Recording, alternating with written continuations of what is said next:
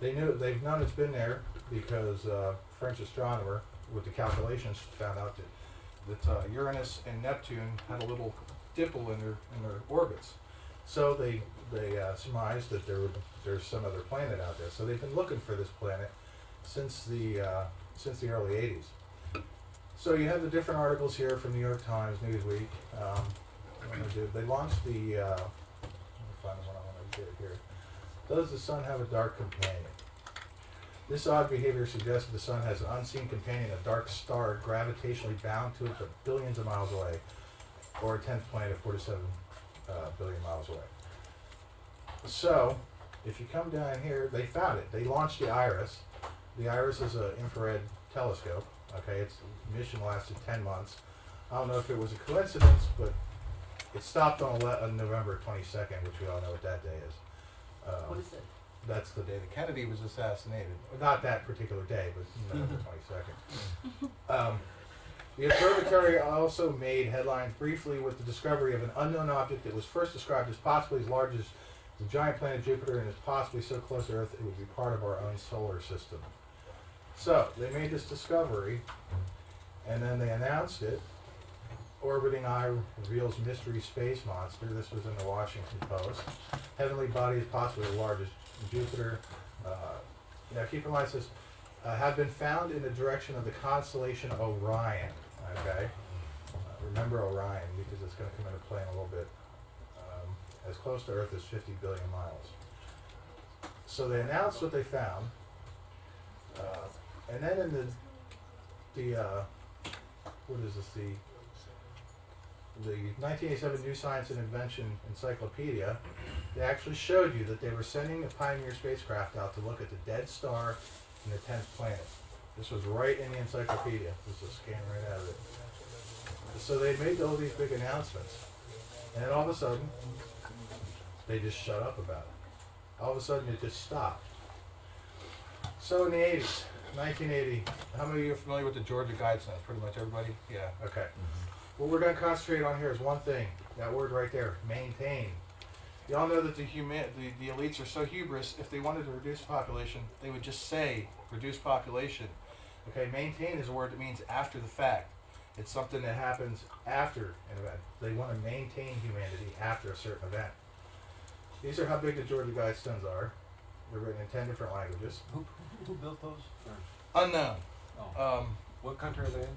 The United States. Georgia. They're in Georgia. Oh, yeah. And basically the story behind this, right here is the whole story. Wired magazine did an in-depth article about it. They sent some reporters down there. The guy that went in to pay for this, he paid $1.6 million and had this thing built, and he wanted it to withstand big waves and earthquakes and high winds and all that stuff. Okay, so and he also instructed it, he wanted it to be a timepiece. The astronomic features basically so that if there was any kind of shift of the world of our poles or anything, that they could recalibrate how many days are in a year, how much time is in a day. So in the guidestone you have this, alright, you have this hole through the side which actually puts a dot on the floor at exactly noon every day. So it allows them to be able to recalibrate. Now you also notice the date on here, March 22nd, okay? That day comes into play with the skull and bones once again. That's their official number there, 322. Here you have our friend Mr. Prescott Bush, that was one of the skull members there. Yeah. So, and then you have good old Georgie with his Freemason buddies. So here's the article on that. You can read up about all this. I highlighted all the important stuff in red. Move on to the next thing. So, 1982, what happens? They deregulated the economy because they knew they had to create endless funds in order to prepare for this event. So, during the Reagan administration, they basically deregulated. I mean, this is the Dow index right here. You can see where they basically opened up the floodgates to allow the powers that be to create endless amounts of funds. So, we had the Rex 84 program. Here's a video about that. I'm going to play real quick.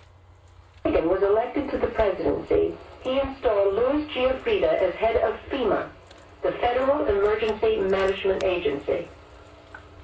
Giuffrida was an old Cold War warrior from Reagan's California days, whose specialty was suppression of unrest and dissent. Giuffrida, North, and George Bush began to turn FEMA into an instrument of domestic anti-terrorism. You're dealing with a group of people in the Reagan administration who equated political dissent with treason, and who can differentiate between emergency procedures, which I think everyone agrees are necessary, and suppressing political dissent. And with North and Poindexter and Casey, you had a group of people who saw Americans who disagree with them as the enemy. Colonel North, in your work at the NSC, were you not assigned at one time to work on plans for the continuity of government in the event of a major disaster? Mr. Chairman. I believe that question touches upon a highly sensitive and classified area, so may I request that you not touch upon that, sir? I was particularly concerned, Mr. Chairman, because I read in Miami papers and several others that there had been a plan developed by that same agency, a contingency plan in the event of emergency that would suspend the American Constitution. And I was deeply concerned about it and wondered if that was the area in which he had worked. I believe he was, I most respectfully request that that matter not be touched upon at this stage. If we wish to get into this, certain arrangements can be made for an executive session. And tragically, the only member who got close was Jack Brooks, and he was stopped by the chairman. So, you see that Rex 84 was the short for the Readiness Exercise 1904 is a plan by the United States federal government to test their ability to detain large numbers of refugees and American citizens in case of civil unrest or national emergency. They launched Fox back in 1986. Basically, Fox is a shoot-off company from the Sun Pictorial, which is actually founded September 11th, 1922. Fox. Some of you are not old enough, but some of you are old enough to understand how television changed after Fox came into the picture. Okay, network television kind of had morals at some point, and then all of a sudden Fox came in with their Married with Children, and everything changed after that. All the other networks had to keep up with them with their on-the-edge type of program. So Fox made a big dent in the way things work and with the media. So Iraq invades Kuwait for slant drilling. What a lot of people don't know is that there's a pretty good indication that they were set up, because right beforehand, Saddam Hussein met with our ambassador, and he said, we do not, let's see here, he said, but we have no opinion on Arab conflicts, like your border disagreement with Kuwait, yada, yada, yada. Anyway, they basically said, we're going to turn our backs while you do what you do. And as soon as they invaded, we acted like they were the worst enemy in the world. So Kuwait was slant drilling into Iraq. Yeah, well, that's what was said, was that Kuwait was slant drilling underneath the border into Iraqi oil. And that was their reasoning for invading. And Lucas, may I respectfully say, Sure. leave Married with Children on this. That was a great show. I'm sorry? Married with Children, it All right, let's see here. So Operation Desert Storm drops 177 million pounds of bombs on Iraq. I'm sure you've all seen the George W. Bush New World Order speech. Still have to play that? Y'all saw it already? Yeah. All right. So that happened on September 11th, 1991. Let's see here. How do I get back to that? So in 1993, the Vatican built the VAT, which is the Advanced Technology Telescope. They spent a lot of money on this. It's in Arizona, and basically they muscled their way, and that's a whole different conspiracy in itself. If you want to check into that, they built that big old telescope. It cost them over $5 million.